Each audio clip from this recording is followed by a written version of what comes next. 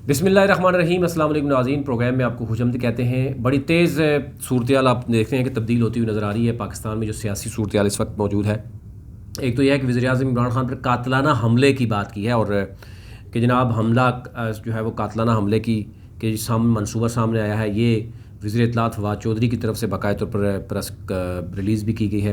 उन्होंने कहा जी रिपोर्ट्स मिलने के बाद वज़ीर-ए-आज़म की जो सिक्योरिटी है उसमें इजाफा कर दिया गया। और वज़ीर-ए-आज़म का ये कहना है कि जनाब के रूस जाने पर संगीन नताइज की धमकियाँ दी गई थी और अगर अभी भी 22 करोड़ आवाम को समझ नहीं आ रही कि अपोजिशन किसके कहने पर, किसकी इमा पर ये सारा कुछ कर रही है, तो फिर भी दूसरी तरफ खैबर पख्तूनख्वा में आज इलेक्शन थे और लेकिन हम ओवरऑल देख रहे हैं कि तमाम बड़े मीडिया चैनल्स उस पर बात ही नहीं करना चाह रहे। उसकी रीज़न यह है कि वहाँ पर तहरीक इंसाफ को बड़ी कामयाबी हासिल हुई है। पहले मरहले में तहरीक इंसाफ को डेफिनेटली वहाँ दचका लगा था, टिकट की गलत तकसीम और बाकी बहुत से मामला थे। जो पीटीआई के वोट जो टिकट तकसीम किए गए थे वो भी मेरिट पे नहीं किए गए थे।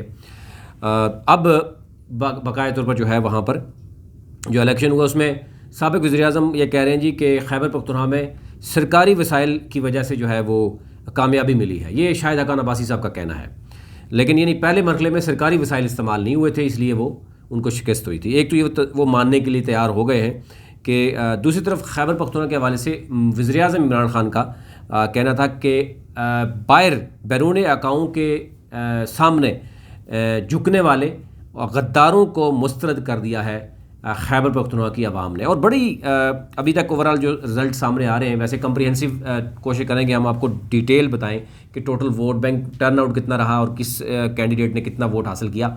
ओवरऑल इस वक्त जो सूरत हाल है, जो हज़ारा डिवीज़न है वहाँ पर जो चीज़ें नज़र आ रही हैं, अभी तक 3-4 रिज़ल्ट जो हमारे सामने आए हैं उसमें तहरीक इंसाफ को बरतरी हासिल है। एबटाबाद सिटी की जो सीट है बड़ी अहम है, वहाँ पर मुस्लिम लीग नून को बरतरी जहाँ पर नज़र आ रही थी कि है, वहाँ पर तहरीक इंसाफ को बरतरी नज़र आ रही है अभी तक जो सूरत है। लेकिन कुछ भी कहना कबल वक्त होगा जब तक फाइनल रिज़ल्ट ना आए। लेकिन हवेलिया में हमने देखा कि वहाँ पर तहरीक इंसाफ के जो उम्मीदवार हैं उनको यानी वो जीत गए। इसी तरीके से जो तनावल है वहाँ पर भी आज़ाद हैसियत में, शायद हवेलिया में आज़ाद हैसियत है, तनावल में जो है वो वहाँ पर पीटीआई जीत गई। तो लोरा में और एबटाबाद समेत बाकी जो एरियाज़ हैं बहुत से हमने देखा कि वहाँ पर तहरीक इंसाफ बड़ा टफ़ टाइम जो है वो दिया। तो ओवरऑल तकरीबन यानी 18 अजला थे और 65-68 के करीब टोटल तहसील मेयर्स हैं। उसमें जो अभी तक बताया जा रहा है वो 38 से 40 में बढ़तरी हासिल है तहरीक इंसाफ को। ये बहुत बड़ी यानी बढ़तरी है क्योंकि हम देख रहे हैं कि मुस्लिम लीग नून भी हज़ारा में है और मौलाना फजल रहमान, स्पेशली इन दो पार्टियों की बात करें तो ये तो कोशिश कर भी रहे थे। पीपल्स पार्टी शायद किसी एक तहसील में बताया जा रहा था शायद पहली पोजीशन में थी, लेकिन जो फाइनल रिजल्ट आएगा उसमें क्या सूरत हाल होगी ये कुछ भी कहना कबल वक्त है। लेकिन इमरान खान ने कहा कि खैबर पख्तूनख्वा की आवाम ने बैरूनी जो आका हैं उनको और उन जो गद्दार हैं उनको शिद्दत से मुस्तरद कर दिया है।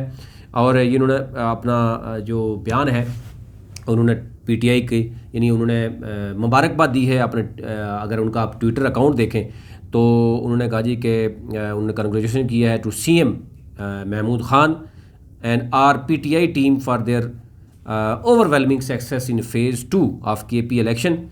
उन्होंने कहा जी पीपल ऑफ केपी हैव जो उन्होंने कहा कि रिजेक्ट किया है जो टेरेटर्स हैं यानी जो गद्दार हैं और जो दूसरे अकाउंट के कहने पे वो कर रहे हैं। ये ओवरऑल सूरत हाल है। और जो मौजूद हैं जनाब साबिक़ वज़ीर-ए-आज़म शाहिद हक़ान अब्बासी वो कह रहे हैं जी क्योंकि सरकारी वसाइल का इस्तेमाल किया गया इसलिए जो है वो तहरीक इंसाफ जीत गई है।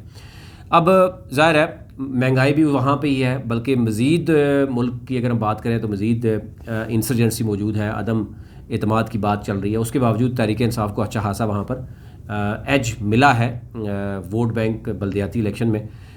लेकिन अब सब की सब नज़रें जो हैं वो यही हैं। एक तो इमरान खान को जो ख़तरा लाहक है कि जनाब कि उनको कत्ल की धमकियाँ दी गई हैं और मारने की बात की गई है, इस पर 22 करोड़ आवाम के में उन्होंने अपना मुकदमा रखा है।